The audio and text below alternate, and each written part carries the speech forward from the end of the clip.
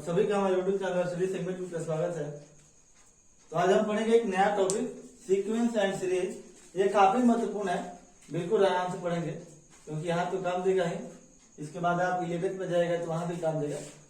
तो ये एपी पढ़ेंगे, आपको आपके सिलेबस में जो है वो एपी है, तो इसमें समझिएगा थोड़ा सा डिटेल पढ़ेंगे। उसके बाद अपना जो टॉपिक है एपी पढ़ेंगे। ये जो टॉपिक है ये सीक्वेंस एंड सीरीज का एक 3 पार्ट होता है। इसको जो डिवाइड किया गया सीक्वेंस एंड सीरीज को, तो 3 भाग में विभाजित किया गया। पहला हो गया अरिथमेटिक प्रोग्रेशन एपी, जो आपके सिलेबस में पढ़ना है, ये हो गया समानांतर श्रेणी। दूसरा होता है जीपी ज्योमेट्रिक प्रोग्रेशन, जो कि अभी आपको नहीं पढ़ना है, लेकिन हाँ थोड़ा सा एक्स्ट्रा जानना जरूरी होता है। ऐसा नहीं कि जितना सिलेबस में उतना ही समझे। ये ज्योमेट्रिक प्रोग्रेशन होता है, इसको भी थोड़ा सा जान लीजिए। और एक तीसरा पार्ट जो होता है सीक्वेंस एंड सीरीज का 3 भाग होता है। पहला एपी, दूसरा जीपी, तीसरा जो होता है वो हार्मोनिक प्रोग्रेशन एचपी होता है, जिसको कहते हैं हरात्मक श्रेणी। इस श्रेणी क्रम में होता है, इसका पद जो होता है एक श्रेणी क्रम में होता है, कुछ निश्चित गुण होता है। अब वो गुण समझिए कि वो गुण क्या होता है। पहले आप पहले एपी का समझ लीजिए। एपी में अगर मान लीजिए कि A1, A2, A3, A4 बीच में कॉमा दिया गया, ये तो 4 पद है। तो इसमें क्या कहता है कि दूसरा पद में से पहला पद घटाइए या तीसरा में से दूसरा पद घटाइए। इसका मतलब ये हुआ कि अगला पद में से पिछला पद घटाइएगा, कहीं से भी घटाइए तो अंतर समान होता है, तब कहा जाता है कि वो पद अरिथमेटिक प्रोग्रेशन है, यानी समानांतर श्रेणी। ऐसा श्रेणी जिसमें कहीं से भी उठा लीजिए, दूसरा पद में से पहला पद, चौथा में से तीसरा पद, कहीं से भी उठा लीजिए, अगला पद में से पिछला पद क्या होना चाहिए, अंतर कीजिएगा। अगला पद से पिछला पद, अगला पद में से पिछला पद घटाइएगा A4 माइनस A3, कहीं से भी अंतर है, कहीं से भी उठाइएगा, अगला पद में से पिछला पद घटाइए तो अंतर बराबर आ गया। अगर बराबर आ गया तो उसी को कहते हैं कि ये जो श्रेणी है वो एपी में है, समानांतर श्रेणी में है। देखिए A2 माइनस A1, A2 जो अगला पद हो गया, इसमें पिछला पद घटा दिए। फिर A3 में से A2 घटा दिए, A3 अगला पद हो गया, A2 पिछला पद हो गया, यानी अगले पद में से पिछले पद का जो अंतर होगा, अगले पद में से पिछला पद का जो अंतर होगा वो हर जगह का बराबर हो जाए, कहीं से उठा लीजिए एक सीरीज में, वो होता है अरिथमेटिक प्रोग्रेशन। जैसे एक एग्जाम्पल लिखिए समझिएगा, 2, 4, 6, 8, 10, 12 एक श्रेणी दिया हुआ है, 5, 6 पद, 1, 2, 3, 4, 5, 6 पद दिया हुआ है।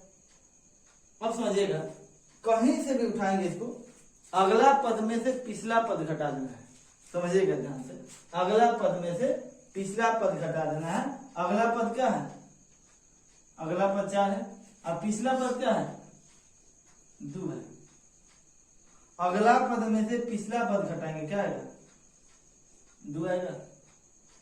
अब इसमें से देखिए, अब हमने अभी बताया कि अगला पद में से पिछला पद कहीं से भी घटा दीजिए, अगर अंतर बराबर आएगा तो समझिए वो एपी में है। अब यहां से उठा के लीजिए, यहां से ये अगला पद है, ये पिछला पद है, इसको घटाएंगे, अगला पद में से पिछला पद, अंतर क्या आएगा 2 आएगा। अंतर यहाँ पर भी 2 आ रहा है, यहाँ पर भी 2 आ रहा है।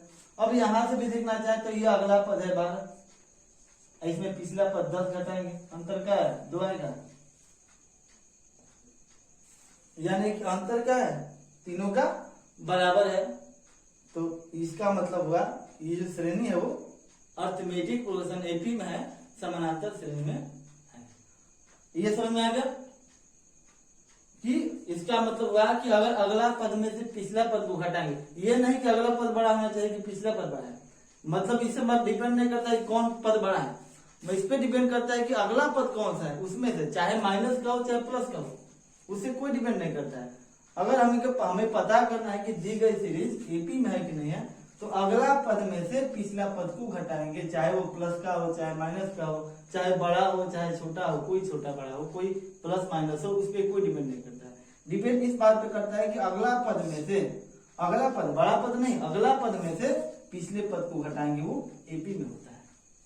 अब आ जाइए, ये होता है गुणोत्तर श्रेणी ज्योमेट्रिक प्रोग्रेशन। इसमें कहता है कि इसमें माइनस कर रहा है, इसमें अनुपात करता है, अगला अनुपात बटा पिछला पद इज इक्वल टू अगला पद बटा पिछला पद। ये रेशियो कहता है, ये बराबर नहीं कहता है। यहाँ पे कह रहा है कि a2 minus a1 is equal to a3 minus a2, यहाँ पे बराबर माइनस कर रहा है, यहाँ पे अंतर कर रहा है, यहाँ पे डिवाइड कर रहा है, यहाँ पे अनुपात कर रहा है। यानी कि अगला पद में से पिछला पद डिवाइड करेंगे, फिर उसके अगला पद में से पिछला पद डिवाइड करेंगे, अनुपात बराबर आ गया, कहीं से भी उठाएंगे। अगर यहाँ से भी कर सकते हैं a4 बटा a3, अगर अनुपात बराबर आ गया तो समझेंगे कि वो जीपी में है। जैसे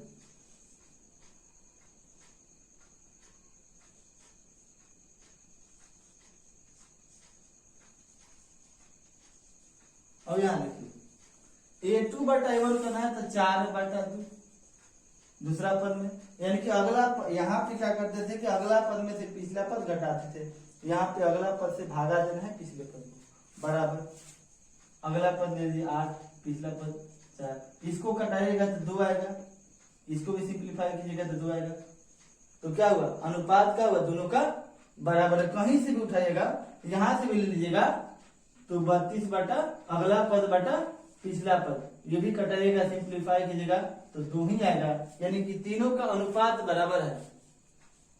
अनुपात क्या होगा, बराबर है।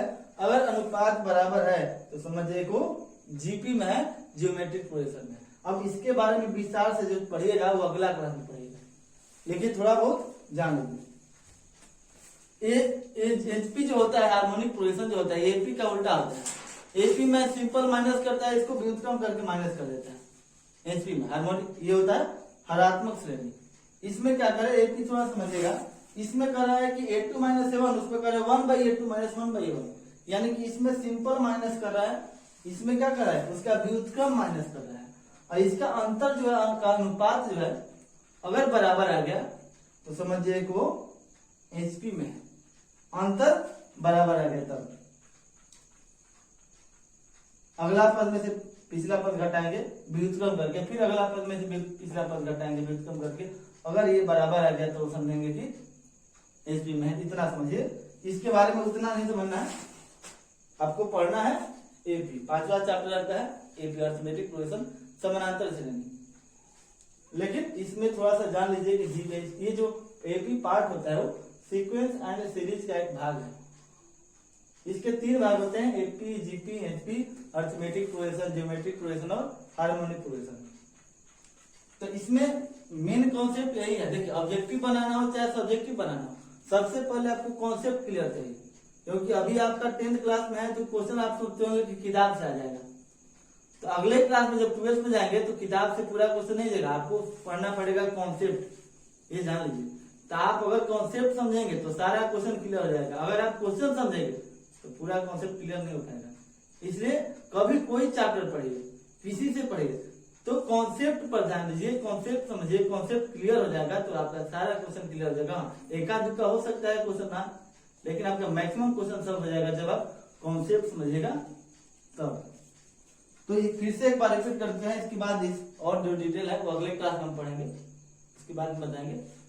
इतना समझ जाइए कि एपी में पहला पद क्या होता है, दूसरा पद क्या होता है, कॉमन डिफरेंस क्या होता है, और पहले पहचान जाइए कि एपी में है या नहीं, इतना समझिए। और समझिएगा, इसमें कहता है कि अगला पद में से पिछला पद घटाएंगे।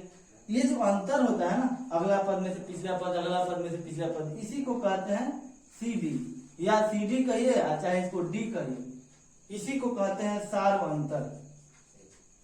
इसको कहते हैं common difference. CD common difference आपकी किताब में कहीं मिलेगा डी, तो जहां डी दिखे समझिए कि वो कॉमन डिफरेंस है।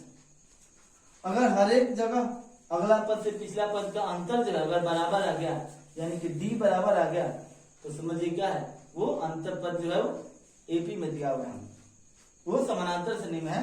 पहला पद, यहाँ से आप पहला पद गिनिएगा तो पहला पद आपका बाई उस जगह पहला पद हो गया, दूसरा पद, तीसरा पद, चौथा पद। यहाँ कहेगा कि पहला पद कौन सा है, तो ये जो है समझिएगा, यहाँ पे देखिए इस श्रेणी में एक श्रेणी दिया हुआ है, इसमें कहेगा कि पहला पद ज्ञात कीजिए, तो ये पहले 1 नंबर पहला पद, दूसरा पद है तो ये तीसरा पद, चौथा पद, 5वां पद, 6वां पद। ये तो समझ गया कि पहला पद कौन सा है। अब पूछेगा कि जो श्रेणी दिया हुआ है एपी में है तो इसका सार्व अंतर क्या होगा, कॉमन डिफरेंस क्या होगा। इसका कॉमन डिफरेंस निकालना है तो अगला पद में से जो आप पिछला पद निकाल के जो घटाए हैं, ये निकाले हैं, यही तो डी है।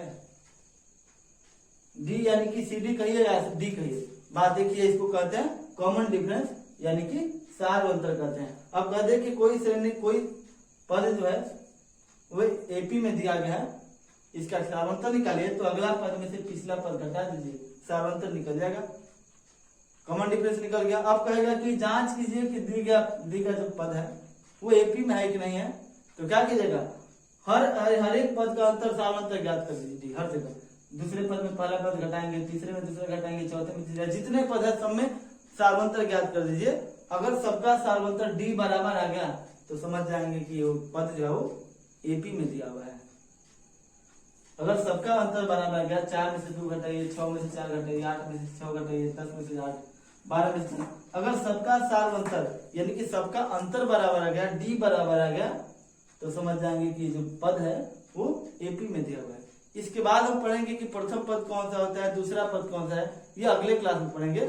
इतना कॉन्सेप्ट पढ़िए, इसके बाद पढ़ेंगे, उसके बाद फिर इसमें बहुत सारा पढ़ना है, ऐसा नहीं कि इतना ही है। इसमें पढ़ेगा दूसरा पद कौन सा होगा, तीसरा पद कौन सा होगा, इसके बाद फिर आएगा योग कौन सा होगा, SN बराबर n by 2 2a plus n minus 1 into d, ये फॉर्मूला होता है।